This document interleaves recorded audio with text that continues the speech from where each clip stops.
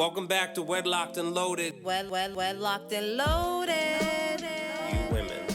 Do not lump us all in one category. So you girls, and lie and stretch the truth You and try girls, to get us jammed up. First of all, I'm a whole ass woman, right? Think about No that. disrespect. Sounds like it to me. So why can't y'all?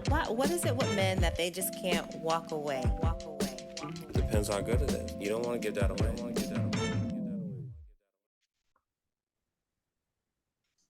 Greetings, everyone. New episode of Wedlocked and Loaded. I am Daniel Laurent. And I am Leah Nicole. And this episode, we are honored to be joined by a guest. And, I think what's important about this show is to not necessarily just stay in one lane. We want to tap into all things associated with a relationship, a healthy relationship. So whether it is a therapist, whether it's a doula, whether it is what? I don't know. I'm a lost for words. But today we are going to be joined by Dr. Elliot Justin, and I won't give away what this is about, but believe me, it's super important. And I think for guys in particular, I want to really, really make sure that this conversation is framed for us, because I think there's a lot of stigmas and there's a lot of shame and there's a lot of weirdness surrounding, our sexual health. So without further ado, we wanted to welcome Dr. Elliot Justin to the show. Welcome, sir. It's a pleasure to be here. And guys do take a lot of abuse. I mean, you don't, we could be called limp dicked or impotent, or, you don't call women those things anymore. But anyway, no. I look forward to talking about it. And to be clear, women have their names, but they have what is it? They have vaginal rejuvenation and things to kind of fix. Us guys are kind of stuck schlepping along. They've got vibrators. So yeah, the rose, they say, in my opinion, has probably tainted some relationships because exactly. I'll leave it at that. Well, right? Guys shouldn't be threatened, right? I would kind of get into it right away, but let's just focus on vibrators for a moment. I'm 71 years old. In my lifetime, vibrators went from my mother's bottom drawer, dresser drawer, and supply closet that she thought we would never discover, to I don't know how many my wife owns, 7 or 8, and to the point where they've been mainstream. In other words, back in the 70s and 80s, there was real shame associated for women using vibrators. Oh, it's got to be natural. You have to have a vaginal orgasm, not a vibrator clitoral orgasm. My daughter takes them on dates. So obviously there is still some stigma associated with vibrators in women, but nothing like it was in the past. No. Whereas for men, there's really nothing. There are cock rings.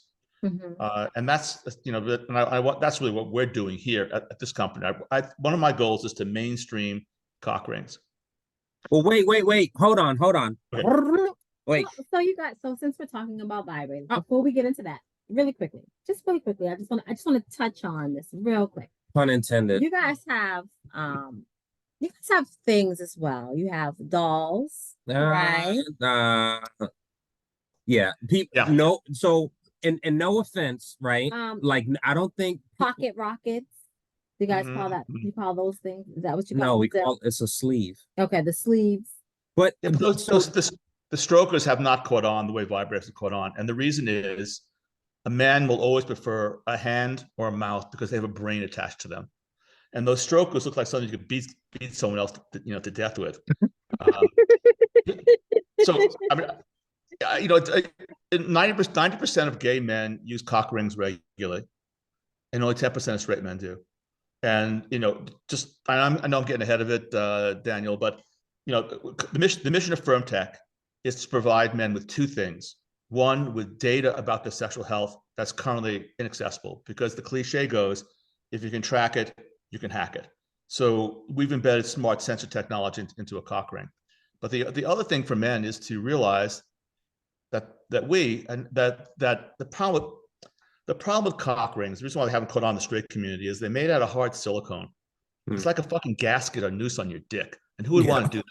Who wants a chokehold in your dick? So you can only wear them for 20, 30 minutes, and especially for older men who have diabetes or hypertension, they're with a vascular circulation is already compromised. Those things can actually be dangerous if they're left on for for a long period of time because they cut the circulation.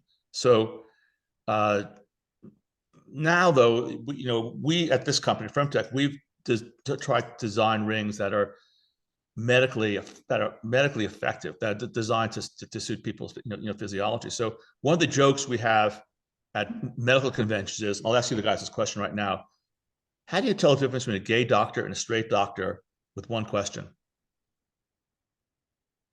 If you use a cock ring, straight doctor, oh, it's like Superman and kryptonite. I don't need that. Gay doctor, yeah, like last night, you got a better one. So men have a pride issue too when it comes to cock rings. We kind of it's like, oh, that's for gay men, or it's for guys who are into fetishes, or women aren't going to like it. Women are going to think I'm less of a man if I use a ring. But I think because I have never, and it's interesting, I've never associated a cock ring with a gay man.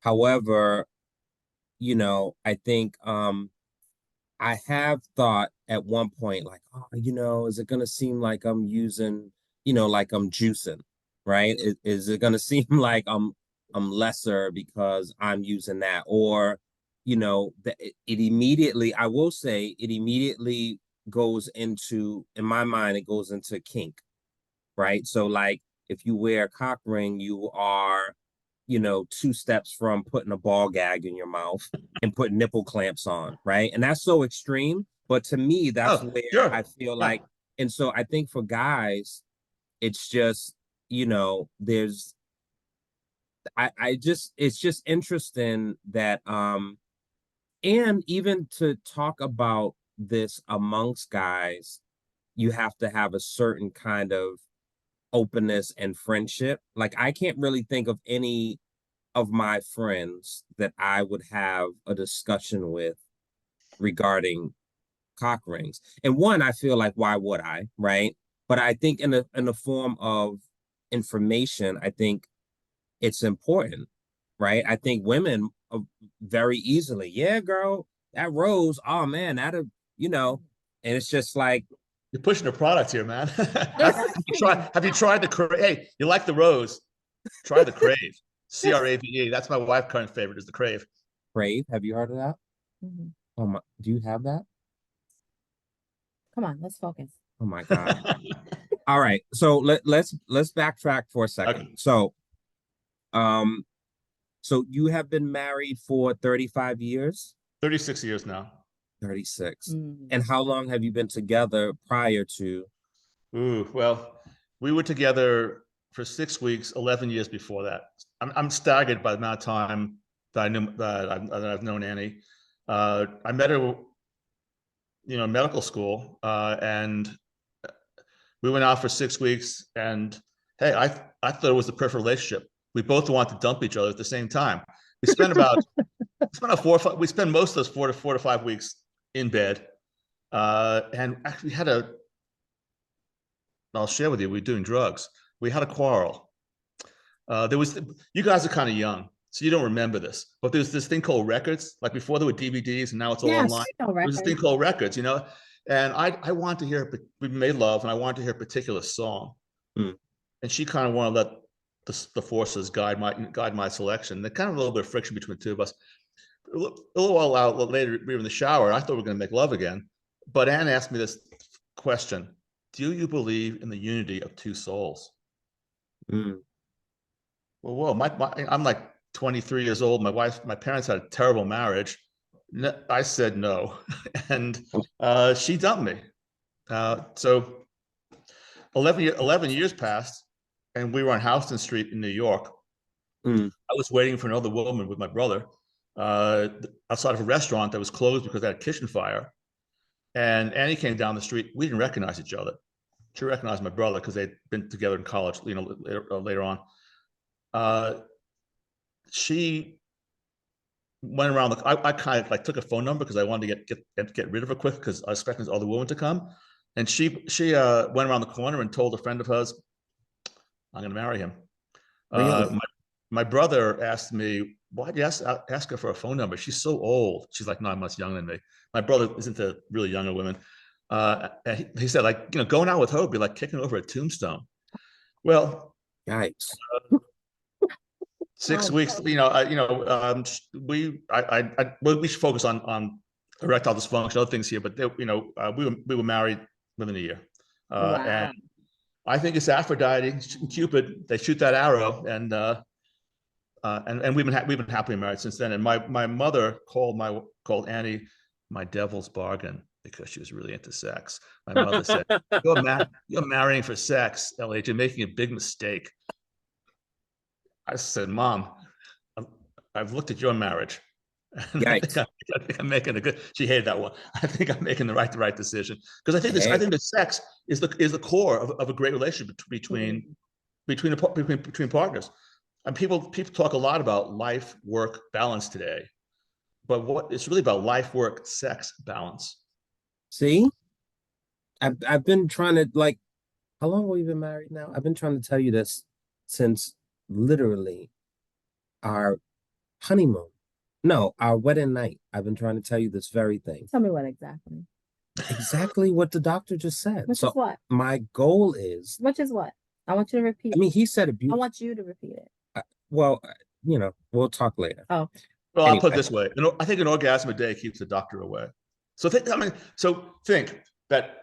we know that for if a man, I'm certain the same thing is true for women as well. If a man has sex every day for 2 weeks, his cortisol levels go down by 50%. That's the stress hormone.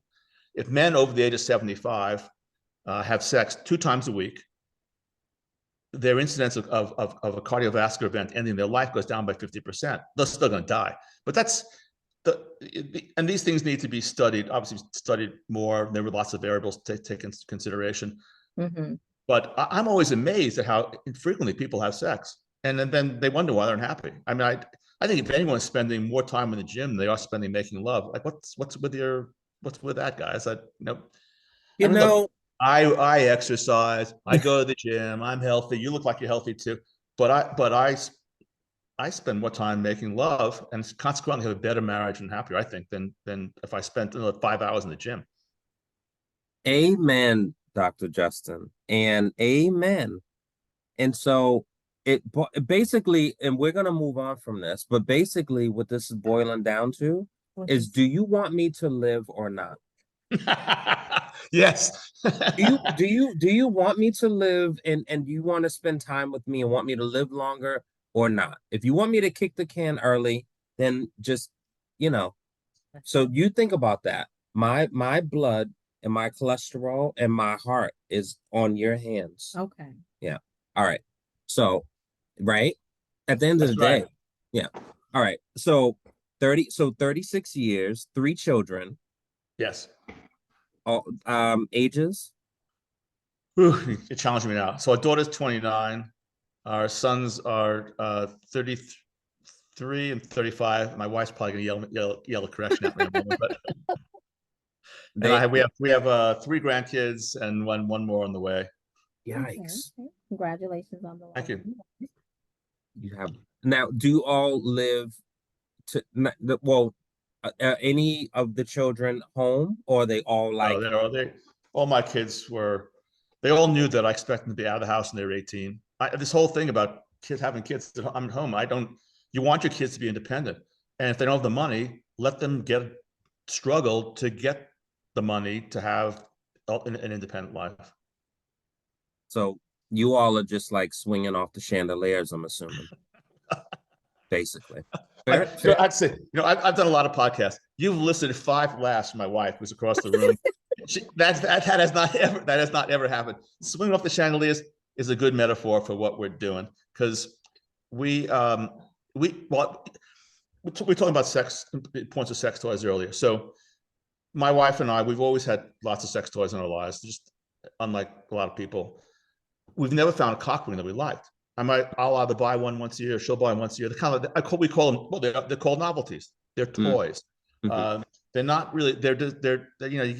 And unlike things that she likes, certain vibrators, certain dildos, etc. They get used once and we get rid of them because neither one of them likes us. Because if the ones that have the vibrator in them, they come between the two of us. Mm-hmm.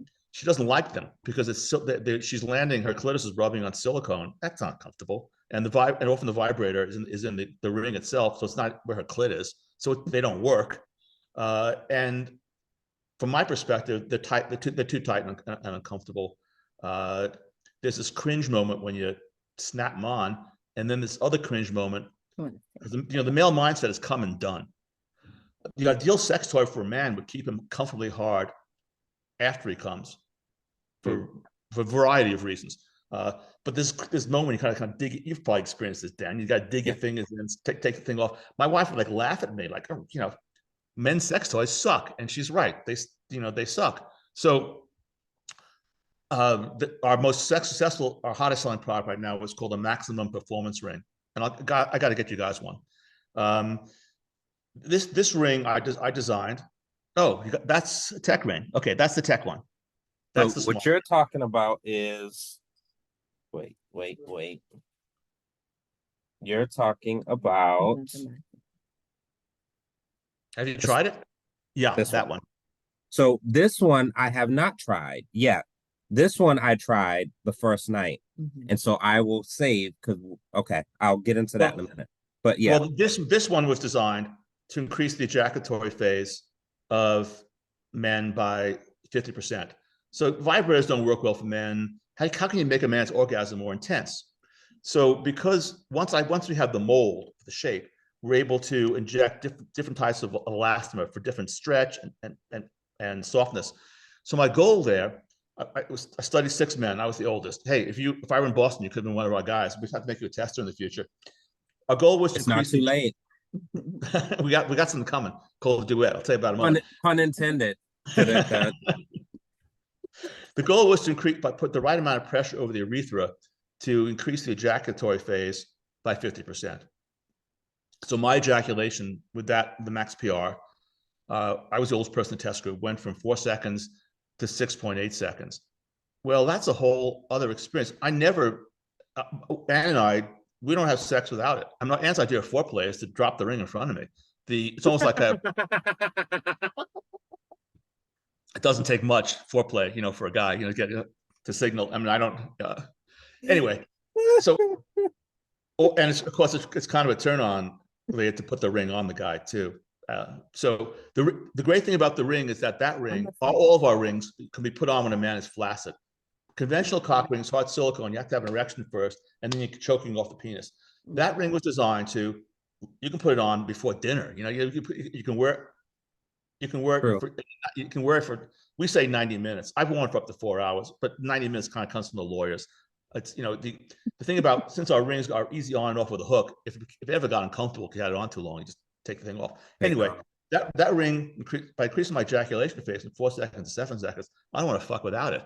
And my wife loves it. Why? Because I'm the orgasm more powerful. I'll actually chew on the pillow sometimes.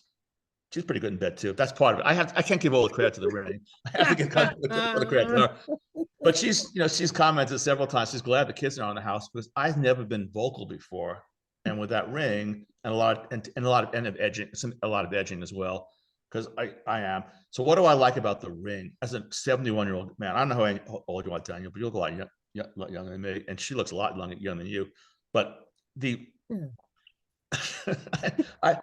thing about having a ring for an older guy, is the issue for older men, and I'm in good health, is that you're older. Several things are happening. One, you have less blood going to your penis, so your erections aren't going to last as long. Mm-hmm. So as you get older, there's kind of this sort of pressure, like, hey, the 1-year-old guy has an erection. Let's get fucking. We both got to come soon. With a ring on, totally different mindset. With a ring on, I'm like a 30-year-old guy. Hey, you want to have sex for 20 minutes, 30 minutes, 45 minutes? I'm down, because I'm going to be hard the whole time. The guy with the erection, the guy who's not worried about losing his erection, is in a very different mindset than a guy who's worried about losing his erection. And and I don't take the cock killing medicines that doctors stupidly prescribe. a lot of hypertensive medications, antidepressants. These things, they're bad for women's sexuality too. These things are cock and clit killers. I don't take those things, but I still have, as I got older into my 60s and on up, I wouldn't call it exactly performance anxiety, but my behavior changed. I want to come. Once I got hard, I wanted to come with the next 10 minutes because I didn't want to lose it. And then there's the other issue. You guys are married a long time too, which no one likes to discuss. Boredom. Look. Hey, I'm going to put this in mythological terms. The goddess Venus shows up and bends over in front of me. I'm going to think, oh my God, I got to have that right away. There's certain positions that my wife likes a lot. That as I went to my 50s and 60s, I started to lose interest in them for a variety of reasons. One, male mindset. How many times can we fuck you from behind? And still really be turned on. Or my wife has had 3 kids. There are certain positions that people hate to talk about this. There are certain positions I don't get the friction that I did when she was younger. Prior to her. Yeah. That really started with after our second child. And those things were less of an issue when I was younger, but they're more of an issue now. So I would actually find myself getting annoyed. I'm going back 3 or 4 years. If my wife wanted to have prolonged sex in the missionary position or from behind, because don't you know that I'm going to lose my erection in a few minutes from this? So we got to, but now with a ring on, I might not want to come in that position, but if this is what you want, this turns you on. I'm turned on too because I got a hard on now, and that's been, and we've heard about this a lot from our customers, and even from some people I call patients, like people I don't have any problems, men with who are post prostate surgery who really struggle. To have a ring that's going to keep them hard changes the dynamic between the couple.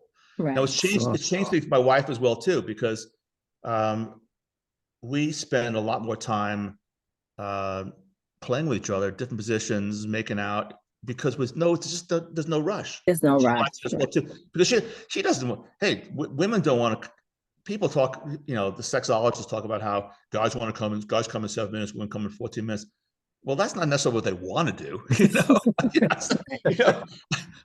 And by the way, that doesn't apply to guys who are 71 years old. I could come in 7 minutes. To me, that would be like having you guys over to dinner and hey, we're just having hors d'oeuvres. Bye-bye, we're done. And you guys want this too, I'm certain. We both want to be edged. We both actually want to be taken to the edge, several times. And an ideal lovemaking between the two of us is, and I think it's true of a lot of successful older couples, is 30 minutes, 45 minutes, sometimes even an hour. And the other great thing about the ring is after I come, I'm still hard. Now I don't need, we're married. She always comes first, often more than once. I don't need to keep on thrusting away to satisfy her. But a man who's comfortably hard, and this never happens with a conventional cock ring. You want the fucking thing off right away. But I'm hard for 4, 5, 6 minutes after I've come. That's more. You guys are old enough to understand this. Young people don't use this word. That's more romantic. I'm a guy with a hard on now. I just had a great orgasm. She's satisfied, and we're lying in bed together. I'm not looking, hey, who texted me while we're screwing, or let's get it. I need a drink right away. Let me get a puff of pod. What did I miss? Let's do something else. No, it's more romantic. And again, I'm not just pushing that. We hear about this from other people who use our products as well. So I want to ask you, okay, so let me ask you this before. What got you into emergency medicine? Because I want to not qualify you to the people listening, but I want the journey to be explored and for them to understand what got to this point. So what got you into emergency medicine? Emergency medicine was a very, very new specialty. It's old now and it's gotten stale, but it's a very new specialty. When I was, I went to medical school in 1976. So here's what got me into it. I was my father was a war hero in World War II. He won 2 Silver Stars. He got 2 Bronze Stars. He risked his life in ways that made me want to take risks myself. And when I considered joining the military, my father's attitude was, "You can't take orders. Forget it. You wouldn't survive in that environment." So it's emergency medicine at that time was a new specialty. I wanted to be involved with saving lives, and I did want to be involved in at least taking care of people who were in dangerous situations, as opposed to actually being in dangerous situations myself. And so that's what took me into emergency medicine specifically. And so from there,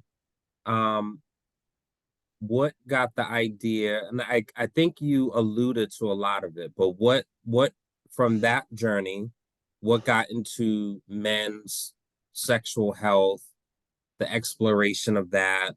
I know you mentioned, men who have prostate, like, what Well, was that? what got me in, and these are really actually good questions, because so much that happens to us in life. I'm certain it's true in your life. You look back and think, what? I wasn't something I was planning. So much of our lives, especially as a doctor, we've got a plan. I got to do well in school. I got to take these tests, and I'm going to get into this specialty. So much of life is planned, but so many of the good things in life come to us. Like I talked about my wife meeting her on the street the second time, not recognizing each other, after 11 years. Now here I'm married 36 years. So I live in Montana, and I own horses. And sometimes I have this illusion that I'm half man, half horse, centaur. It's not a good illusion to have. It can be a dangerous illusion. So I was in a really great mood. I just sold the company and made a lot of money for the first time in my life. And I was the next valley over from us. You come over here, I'll take it. It's called Paradise Valley. Yep, you can really find paradise. And I was riding on a forest trail, recklessly, because I'd never been on this trail before. And someone had cut a tree that had fallen over the trail so you could walk underneath it, but you couldn't ride a horse underneath it when you're going 35, 40 miles per hour. And horses, no more than motorcycles, they don't stop on a dime. So I saw this tree too late, and I would like to say I shattered the tree with my chest, but I broke 6 ribs and 6 vertebrae. And as I was lying on the ground, the first thing I did, this is something important for all your listeners. I call it the cock up sign. I've been trying to popularize this, and it hasn't caught on, but you'll get it right away. I could breathe. I don't know how I ended up. I must have blanked out, but I could breathe. I was in a lot of pain, like 19th century kind of pain. I did not have a tension pneumothorax. I felt my spleen wasn't ruptured. I knew I was going to be in a lot of pain, but I was going to live. The next thing was the cock up sign. If you ever think your spinal cord is injured and you can cock up your big toe, that means you can do the big 3. You can urinate, defecate, and fornicate. And that's always a relief if you're worried about the spinal cord. Is that a real thing? It is a real thing, and I don't know why it hasn't caught on. I call it the cock up sign. I don't know anyone else does, but it is a real thing. Okay. Hashtag cock up. Hashtag cock up. You got it, man. And it actually comes from emergency medicine, because if you're doing a quick takedown on someone who's had major injuries, you ask them to pull their big toe back, and that's it's part of a really quick neurological exam. Someone you suspect or know is a spinal cord injury, and I knew that I'd broken my back. Anyway, that got me interested in what's gone on in helping men or women who've had a spinal cord injury in terms of rehabilitating their sexual function. So there were 5 papers where urologists claim that using neuromodulation like cardiac pacemaking, cardiac pacemaking, you put an electrode by the heart and you attach to a battery pack and you can control the heartbeat. Imagine doing that with sexuality. Imagine being able to imagine the impact on aging. To control human sexuality. So I thought that was really, I tried all 3 of the methods that were used in these papers, one of which involved actually implanting an electrode at the base of my penis, and none of them worked. I called it Project O for obvious reasons. Wait, you did that? You implanted. Yeah. Wow. So, wow. So I wanted to know. So it didn't work. So I had money back then. By the way, since I have put money into a company and lost some money, but that's a whole other story. I had money then to conduct what was like basically a private, science fair project. And it took me all around the world. It was really interesting. I got involved. I sold it, but because I sold this company, I got involved in medical technology and remote patient management tools. A urologist at the University of Utah, Dr. James Hotelling, he's now my chief medical officer, said, I want to come up with a way of counting the number of nocturnal erections that are a leading indicator of man's cardiovascular health. And I said, what the fuck for? Why do we care? I mean, everyone knows about morning wood. We poke our partners with it, we laugh about it, but so what? He said, no, the number you have at night while you're sleeping, we call nocturnal erections, is a leading indicator. Now, I had no idea about this. Most people in the world don't know about this. So if that number goes, leading indicator in medicine is like beyond an association. High blood pressure, and got now like 65, 70 million Americans own high blood pressure machines at home. High blood pressure is associated with stroke and heart attack. It's not a leading indicator. A leading indicator means if this is saying something bad will happen to your heart or your brain. So if a man, I average 3 to 5 nocturnal erections per night, and you should know your data, but you need 4 readings, Daniel. But if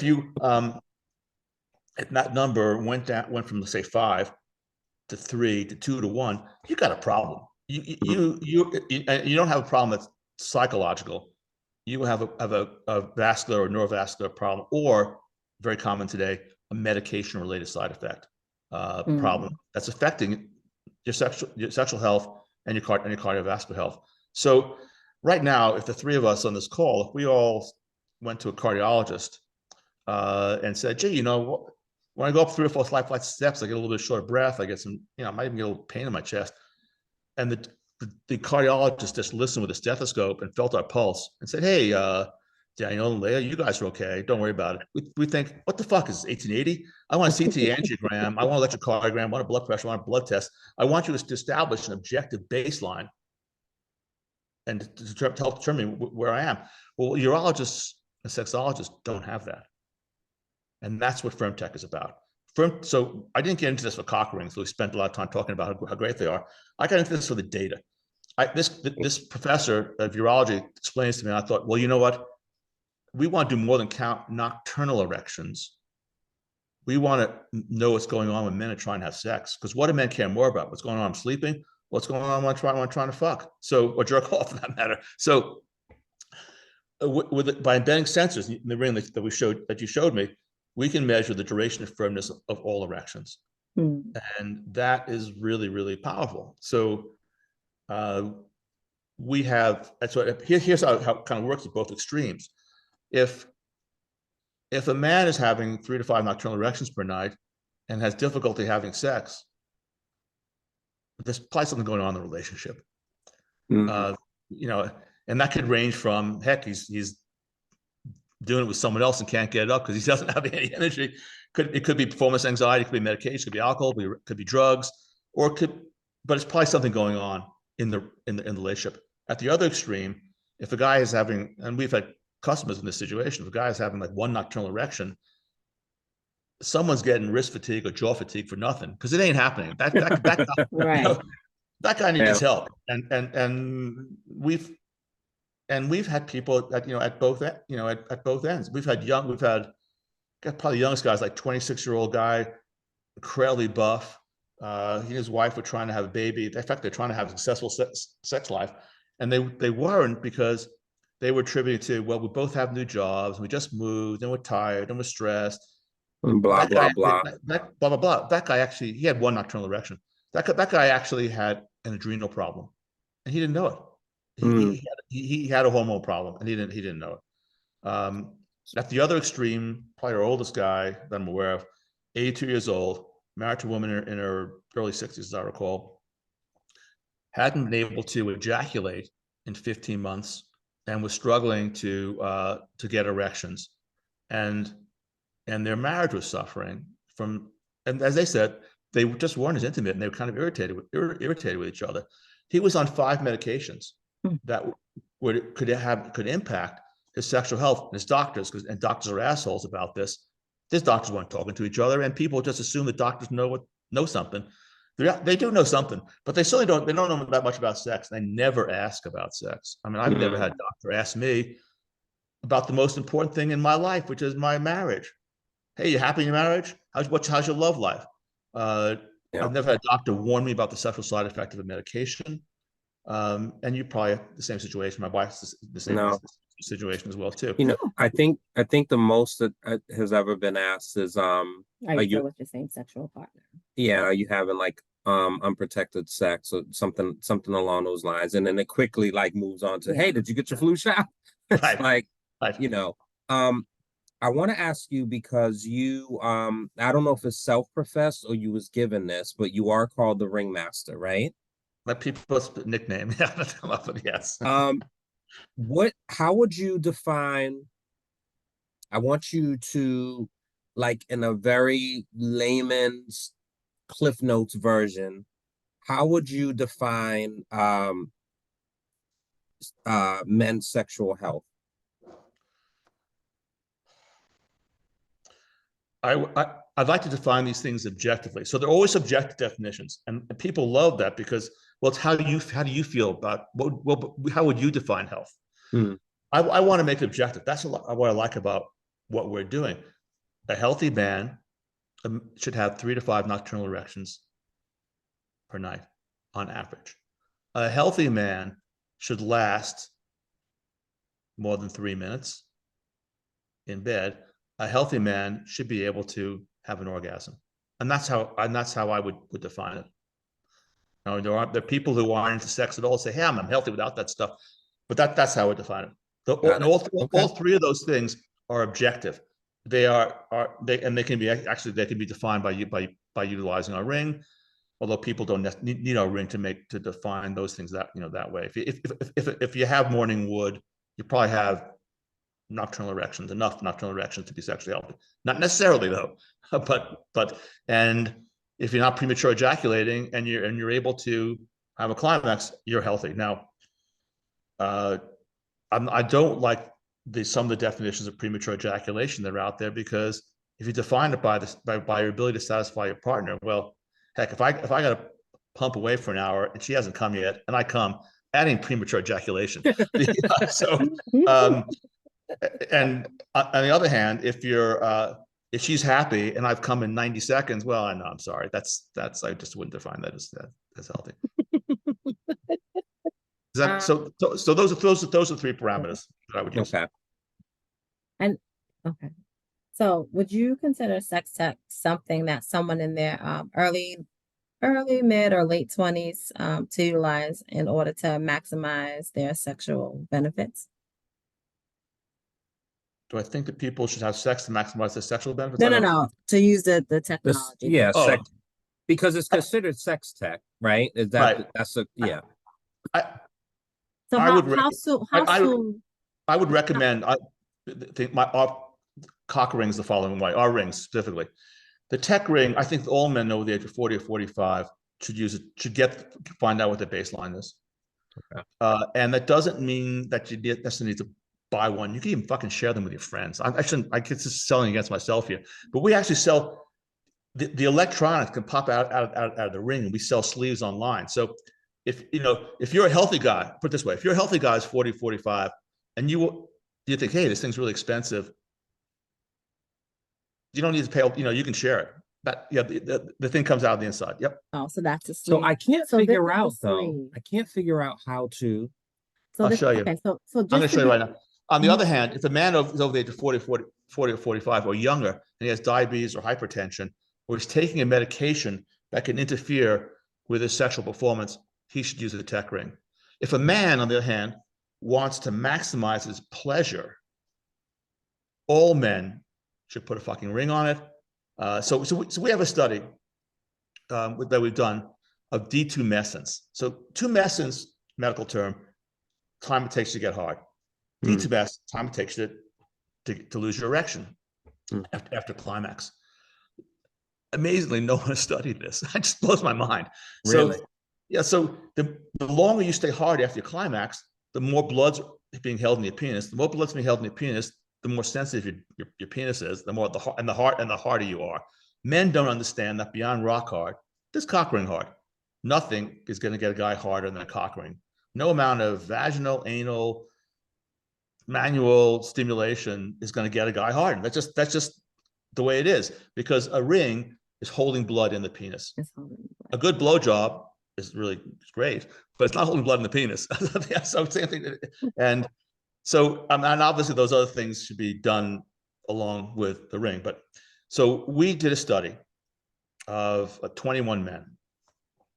And I'll joke with you because I've been teased about this too.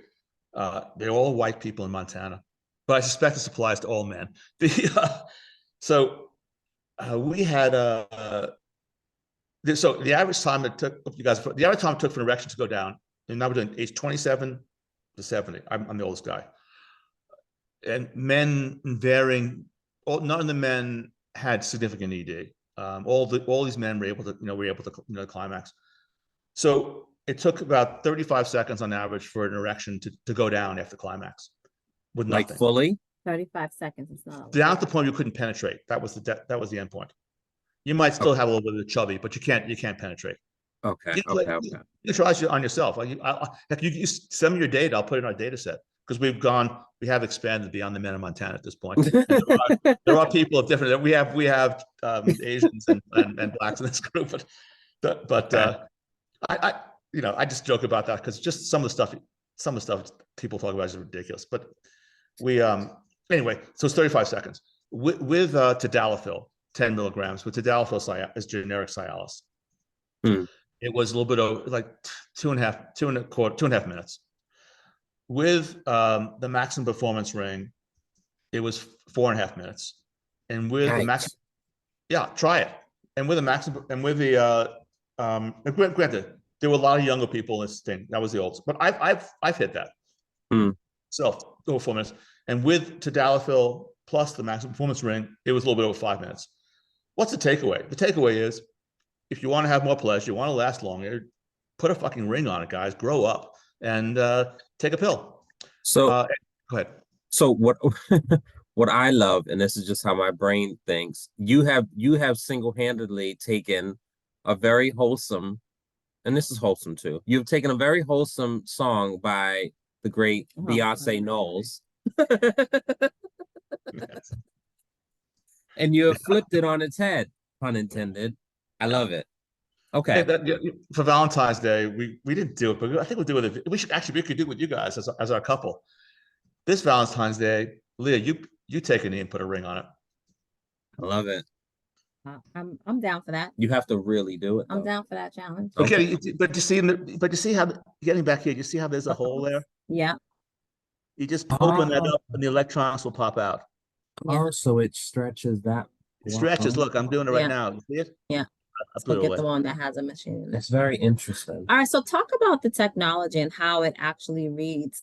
Well, before we even get into that, so just to clarify the things, right? So one, you're saying that every man should wear a cock ring or wear if he wants to have the maximum. If he wants to enhance and have the maximum maximize his orgasm, right?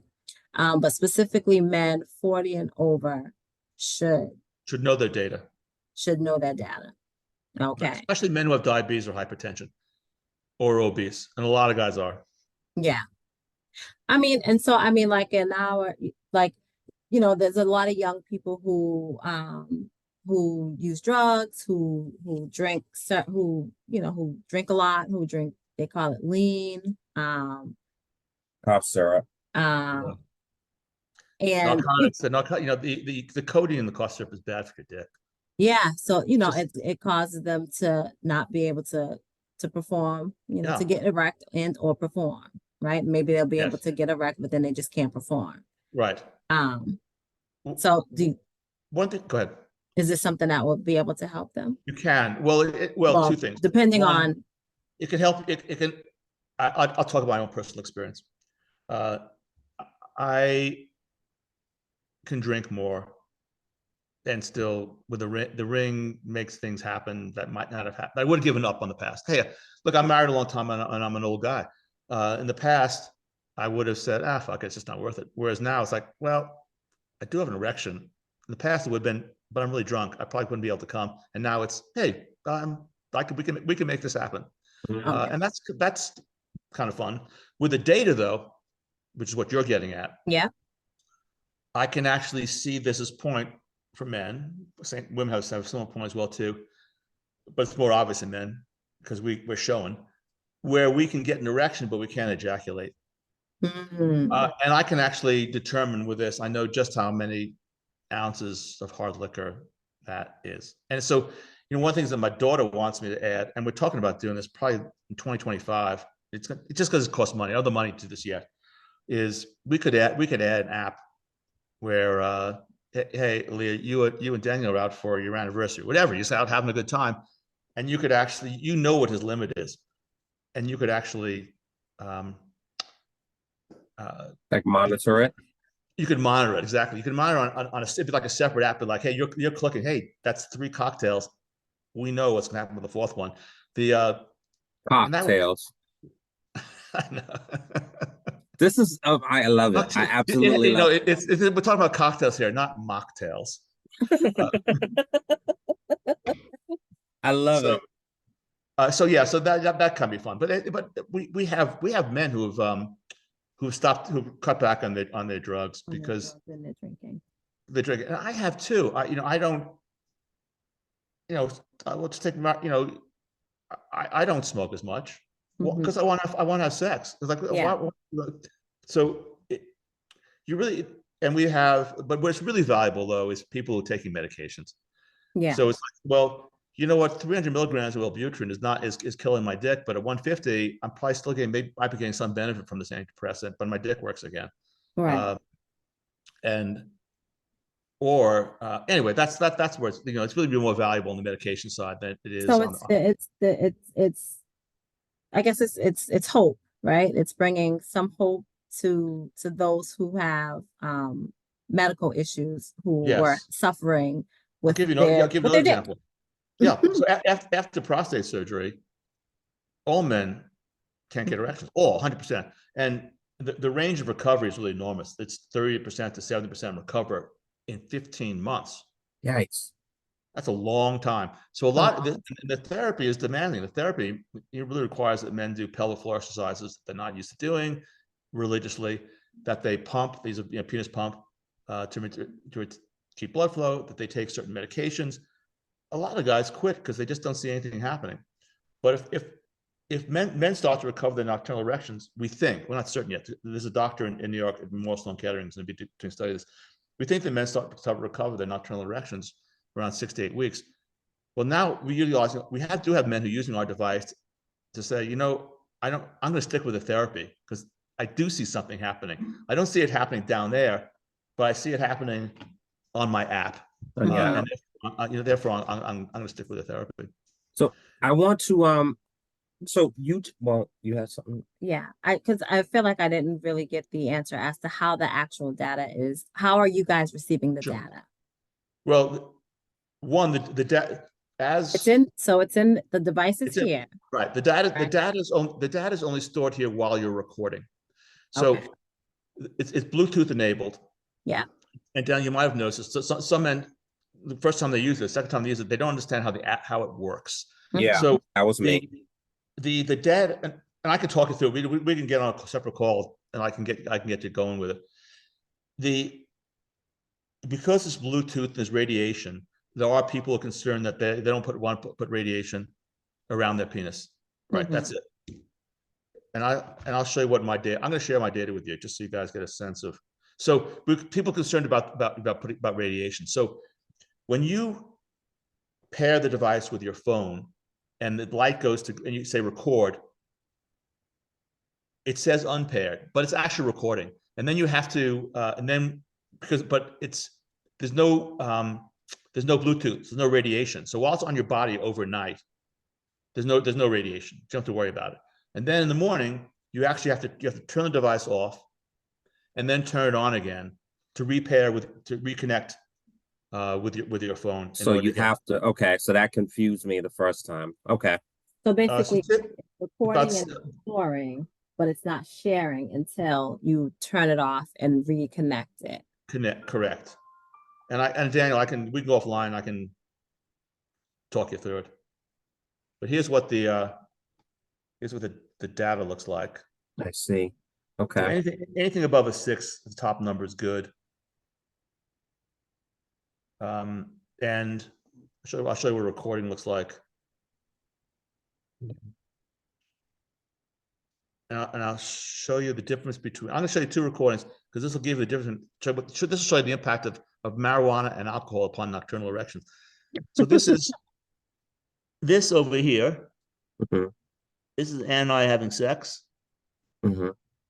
And we call this, sometimes we see this, we call it the love notch, because the woman comes first, and then you back off a little bit and start doing something else. And then I'm having these nocturnal erections over here. So this is a sign of good nocturnal health. It's also a night when I had 1 drink. And I'm going to show you a night with more things being ingested. So there we have, Yikes. we're having sex. You can see that over here. Sex for about 45 minutes. It's a lot of fun. And then you see how my nocturnal erections are a lot lower here, how they're weaker. Mm. That's, I mean, it's not, I'm not going to say it's bad, but Right. But it's a big difference. You can see the but difference. it's a big difference. And if I saw that those nocturnal erections were really trending to 0, this device would be telling me, Elliot, you're drinking too much, or you're smoking too much. More like alcohol, but you're overdoing it.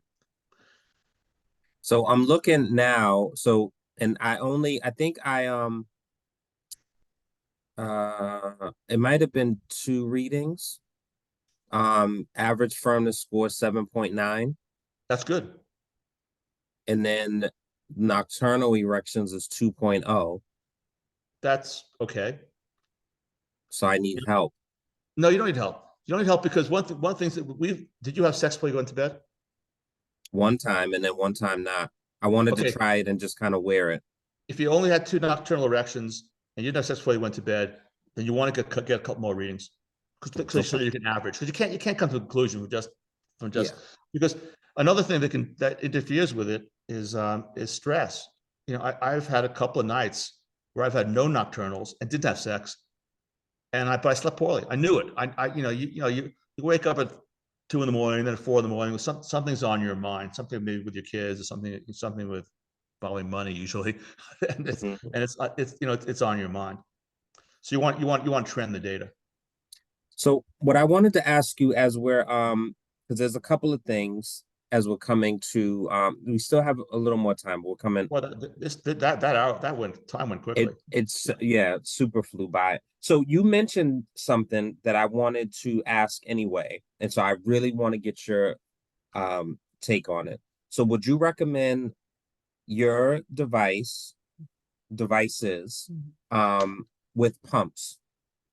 And are there pros and cons depending on circumstance and severity? I think any man who's pumping has well, I'll put it this way. If a man is pumping just because they've read that they can get bigger that way, and it's true, you can make yourself bigger with pumping, but not as big as they claim you can. Actually, I have a friend who has a pump company. He was encouraging me to pump. And I pumped for about 10 weeks. My increase in girth was like, half a centimeter. Well, I'll share with you guys, because it's speaking freely with each other. I'm an average white guy. Increasing my girth by half a centimeter, no one's gonna walk by and say, "Fucking porn star, man! Look at that, he's packing." It's like, and certainly my wife, who's not a virgin, she ain't gonna notice half a centimeter. It's not worth the trouble. So if you're normal, I don't think it's worth it. Yeah. If you don't have a medical problem, and you really gotta. The guys I know, and I know 2 of them who've really, we're now talking about guys who are increasing cells by maybe 2 centimeters in girth and a centimeter and a half in length. They're pumping for a year. They're pumping all the time. And for one thing, I don't know. I think I think they're addressing an insecurity basically, and that's just the way it is. So as far as men who have problems, though, now men who have hypertension, diabetes, prostate disease, the pumping is valuable, to improve the blood flow, and that's a different group. And I think there's some good products out there. I could endorse them if you want, but they're good products out there. I wouldn't. You don't want to pump without a gauge. You got to have a gauge. Yeah, that's what I've been. Yeah, because there's definitely, there's actually, like anything, there's things that are really helpful and have some science behind them, and then you have knockoffs and people just kind of create stuff, and then it's cheaper, and so people go with the cheaper options, but there's literally no benefit. Yeah. So, but here's the point I want to make: if a man has diabetes or hypertension, they should want to know their data too. Yeah. So, and we have had men, I don't know, who have communicated with me, who have measured their duration and their firmness utilizing our device. Look, most men hit a 10. You probably hit 10 too. Rock hard for me right now, at my age, is the same as it was when I was 16. What the sign of an aging penis is decreasing nocturnals, but more importantly, it's not about the hardness. It's about the refractory period, the time between climaxes. That's what changes, with age. But we have men who have demonstrated that the problems that they have gotten harder, and they can confirm it utilizing our technology. But more to the point, men should want. It's a leading, as I said before, it's a leading indicator of cardiovascular problems. So if you're got hypertension or diabetes and you're pumping, you want to know your data, because you probably you might have issues going on with your heart that need more attention. Now, let me ask you what this. Sure. So, in line with the data piece, what do you say to people to reassure regarding the app and privacy? Because especially for men, right? Like if it's something that we are going to embark on, we're doing this under the cloak of secrecy, and I don't want anyone to know. So, what do you say about that? Well, the first thing is, if you use a device and you're worried about someone spying on you, it ain't going to be us or the government. Most likely, it's going to be your girlfriend or your boyfriend. So, you don't leave this lying around, because we've had people who it's like, well, I saw you had sex 2:00 in the afternoon yesterday. I thought you were at work. Yikes! Or I wasn't thinking of that. Yikes! Yeah, so that's the major spy is going to be. I mean, as my daughter explained to me when she was 5 years old, Dad, girl Snoop. Duh, So so it's that if people are going to find out. So you want to have it password protected. So the data goes to the cloud. It's stored. Amazon Web Services is cyber secure. It's what hospitals use. It's what doctors' offices use. It's cyber secure. There's only one person in the company who has access to the data, and that's our head of technology. And he signed it's called a HIPAA contract, a privacy compliance contract. And Daniel, if you wanted me to look at your data, you got to give me permission. I can't look at your data otherwise. And when we do research, when doctors, there's research being done utilizing our device. People's data is anonymous. It's anonymized. So if someone, so for example, right now there's a doctor who's going to be presenting a paper at the American Urology Association about the safety of our device, because it's concerned with cock rings that can't for more than 20, 30 minutes. So she pulled out 600 of our customers anonymously, their data, who've used the ring overnight more than once. And then we've received no complaints about any issues like people's dicks falling off or people getting infections or whatever. So it's anonymous. She has no access to these people. Everyone who I think this is correct. I think when the data is stored in the cloud, you have your email address, and then you get an anonymous some anonymous string of numbers attached to it as well too. So if people are going to do research, they just have access to that. To cross that barrier, we need your written permission. Yeah, it's similar to like a credit card, a truncated, kind of thing. That's right. So it's I a have lot a more question. secure than your ballot. Fair, very fair. So I have a question. Do you recommend it? We don't have to say names, but do you recommend or subscribe to, and I'm using that loosely, any kind of any natural supplements in addition to using the ring, bedroom That's a bully, great like stuff question. like, yeah. Yeah. So I'm going to show this really quickly, but I get products sent to me all the time. People want us to test, to test stuff. People swear by stuff. We have, if a person is well nourished, we have not found any oral supplements to be valuable. Injectables, yes, but not oral. What do you I mean do injectables? testosterone.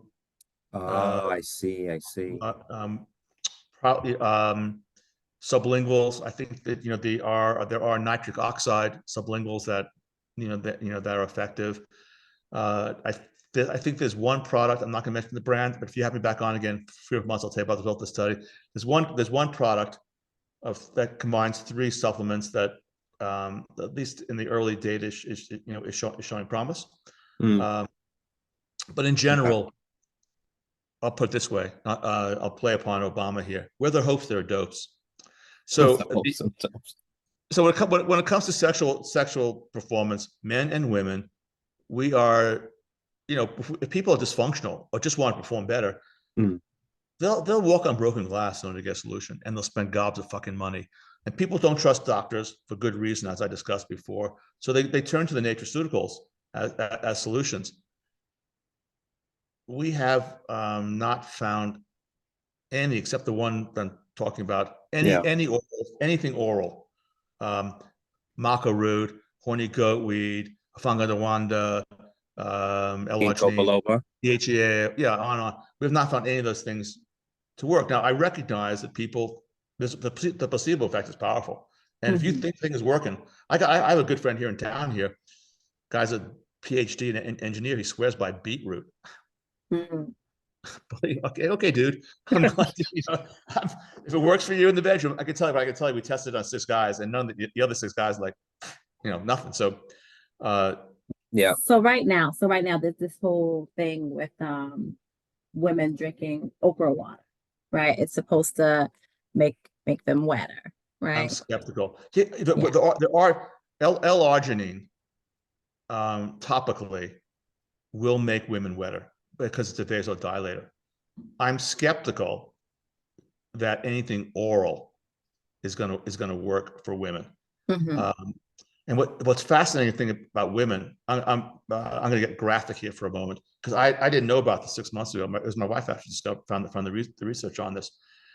I always thought, as do you probably as well too, that vaginal secretions are largely mucus, come from mucus secreting glands.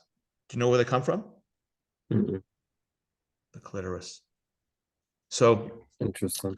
The penis, as the penis erects, the penis is surrounded by epidermis, heart, skin, and a lining called the tunica albuginea, white tunic, a membrane that surrounds the penis. So the blood can't get out of the penis. It can go other than through the veins. As the clitoris gets aroused and gets more blood, the membrane surrounding it is really permeable. So most of the vaginal secretions is actually a transudate, like serum. So you know how if you ever have like a burn or something, where you get that yellow fluid, that's what most vaginal secretions are. Now there's mucus involved as well too. There are on the outside of the vagina, there are mucus secreting glands, and along the urethra, for squirting, there are glands that secrete fluid. But most vaginal fluid is actually a blood product. It's serum, and that's wild. And in fact, and that warrants a lot more research. Wow. So, but before, okay. But L-arginine works. Okay. So as before we move on to back to men, just in terms of technology, do you have anything Yeah, for yeah. women that will do the same thing? We've tested a device. We call it for now Clit Track for obvious reasons. We have a device we tested on over 30 women. There are two research papers, one that have already been presented. We utilize the device. It's not ready for commercialization, and I need $1.5 million in order to commercialize it. There's something called a FirmTech Lab Accelerator, which is a competition. It's in the UK. They screen 122 companies and they pick 8 finalists. We're one of the finalists in that competition. Wow. If you win in the end, which ends in June in London, there's a conference called Decoding the Future of Women. Then you get funded. I've largely self-funded FirmTech on my own, and we're making money. But I just don't have the personal. I'm not rich enough because I made one bad investment. I'm not rich enough to do the FirmTech, the Clit Track on my own. I will do it over time, though. I just have to be cautious about my own Yeah. personal finances. But if Sure. you know Yeah. someone who wants to put up $1.5 million, we could have this on the market in 2025, and we'll name it after you. Hmm. The um the Leah clip. No, no, not gonna work. All right. So okay, so in closing, and I just really quickly, so a game of 5. So I want to just ask you, Oh, gamification. That's going yeah. on.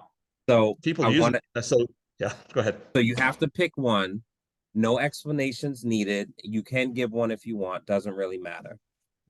But and it's very, I didn't go super crazy. So VHS porn or Apple Vision? Personally, I'm a Pornhub fan. Cheers. It's Okay. free, Yeah. and there's more content there for me to engage with than I would have in 10 lifetimes. I don't get people pay for OnlyFans. I mean, how Yeah. you? I, I don't. yeah, I'm a porn. My wife would probably say I'm a Pornhub addict. It's not an addiction. It's like It's eating. Hey, no. It's like I'm reading a 3 meals a newspaper. day. It's reading a newspaper. Like you want to Yeah. know what's going on in the world, right? So you just, you know what I mean? Um, Getting a little laugh from my wife over there. Okay. The best way to delay a climax. Do you think of baseball or run to the bathroom? Oh, I think the best way to delay a climax is to have a good ring. If there. you have a good It, ring, you can it gives you more control. well, no, this is that doesn't count. Yeah. Oh, that's the sleeve. No, this Oh, is that's the the real this one. is the Okay. sleeve. So I want to show that. Okay. Best late night aphrodisiac, chocolate or chili peppers?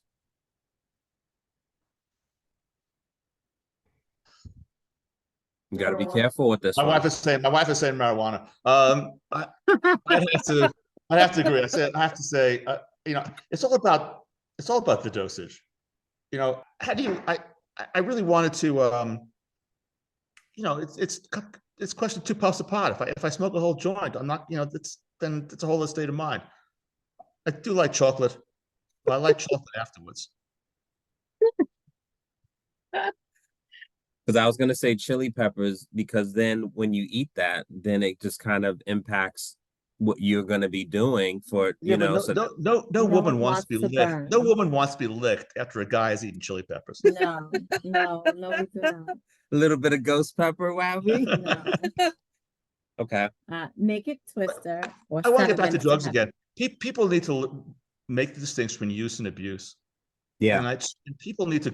I don't want to get. Am I pro drug? No, I'm not opposed to drugs. It does disturb me though how much people consume and then expect to perform. Like, what do you? So anyway, okay, it's 3 questions. I told you All I'm down on chili peppers. Go ahead. Okay. So naked twister or 7 minutes to heaven. I play Naked Twister alone, or how many No. people are on the mat for the Naked That Twister? depends on you and your wife. It depends on what Friday night we're talking about. I'm uh I'm going naked. I'm going naked twister. Okay. Glass of champagne or shot of tequila? It has to be either or. Uh, I mean, isn't one foreplay for you? I'll go with tequila. Okay. Although my current favorite is rum. Rum. Mm, okay. Smooth and sweet. Dark All right. rum. So in closing, I wanted you to make sure that you let the people know where to find you. And then also before doing that, just kind of your final, if you had one last statement to make before you were permanently gagged and not in a sexual way, geez.